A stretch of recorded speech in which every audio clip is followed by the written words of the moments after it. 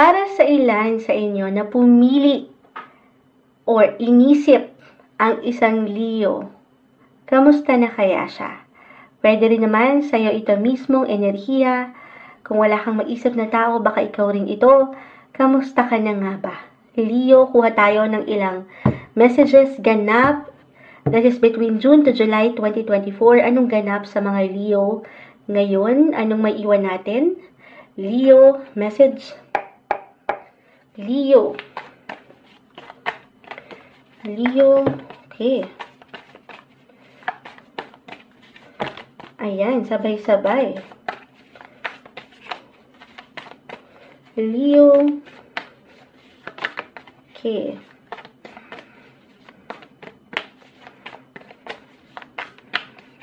Ayan, sige. Uy, mara pa. Okay, isa-isahin natin. The Four of Pentacles, reverse po. The Page of Pentacles. Knight of Cups. I know hindi natin na ipapakita sa live. Tayo po ay live na live. Huwag kayong mag-aalala. Ito po ay i-upload rin natin. 4 and 7 of Swords. Okay. So, andito yung money-making opportunity about money, finances, trabaho. Saan ba siya kumikita? Andito yung enerhiya o yung patuloy niyang binibigyan ng pag-aksyon sa ngayon. Parang iniisip nito kung paano siya higit na mag-grow bilang isang individual sa trabaho. Usaping trabaho muna tayo, pera. Kung paano siya makakapag-save or paano siya makakapag-budget.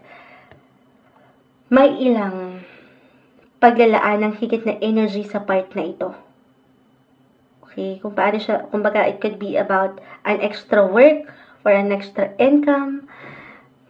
Andito yung the Seven of Swords, yung ilang strategy niya, umaangat. Okay. Sana nasa balance kasi para bang nagiging competitive, higit na nagiging competitive yung pakiramdam sa ngayon ng ilang Leo pagdating sa kanilang profesyon. Maging ano pa man yan na nilalaban, nag-iinit siya dito sa gusto niyang matanggap or marating na success, yung power. Ito yung cravings sa ngayon. And about money also. Ayun nga, paano nga ba siya kikita? Mula dito rin sa ilang pinagkikitaan or kinukuhanan ng income, trabaho. So, maaaring pwede rin, okay, may ilang changes or may ilang, sabi ko nga, yung strategiya niya na sana ay napapanatili niya ng wasto. Dahil nga umaangat po yung pagiging competitive, minsan sa part na yan baka nagpapadalos-dalos, or hindi nakikita, napupuna dahil nga focus ka lang doon sa gusto niyang marating, focus lang siya sa goal. Baka hindi niya napupuna, meron na pala siyang nasasaktan, hindi nakikita, hindi napupuna. Yung ganun. Okay? Pero meron din tayong nakikita new kasi, bago, something bago sa part na ito. Kung paano siya magkaka-extra. Money-making opportunity. Parang gusto niyang magkaroon ng security. Siyempre pa, yung stability pagdating sa usaping pera. Okay. So, mas matapang yung loob, yung confident ay narito. Yung hunger, yung cravings sa ilang adventure ba ito? Kung paano siya higit na mas makakapag-move forward sa buhay. It could be about work again, or travel. Andito lahat yung strategiya eh. Or pag-aaral, kung ito ay estudyante pa lang.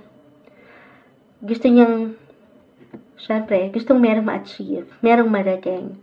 Ito yung, andito yung ilang potential kasi rin na nakikita niya para sa kanyang sarili. Okay?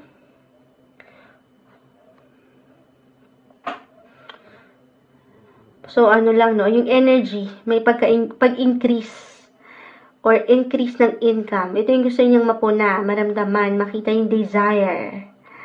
Maring gusto nitong mas mapalawak yung kanyang negosyo or trabaho. More on work, guys. Na later on, meron ako idadagdag. Syempre, pausaping love.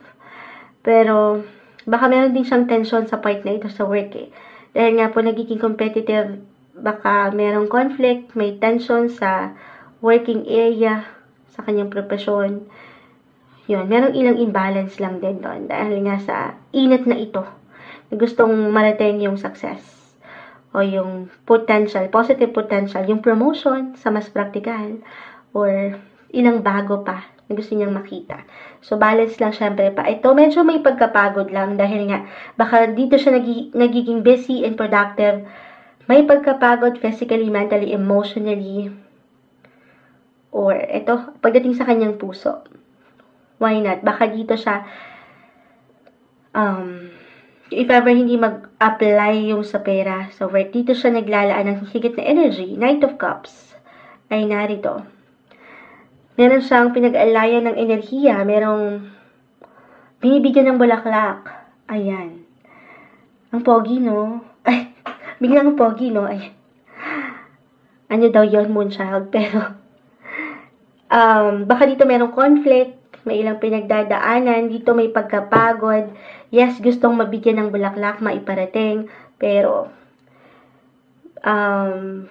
parang merong nagpipigil dahil sa ilang priority ng buhay or obligasyon muna na alam niya kailangan munang paangatin or tutukan. May ilang factors.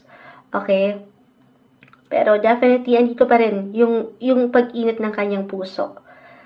It's just that, ito yung pinaka-umaangat lang kasi dito na indicator. So, maaring hindi naman sa pinagsasawalang bahala niya na lang muna.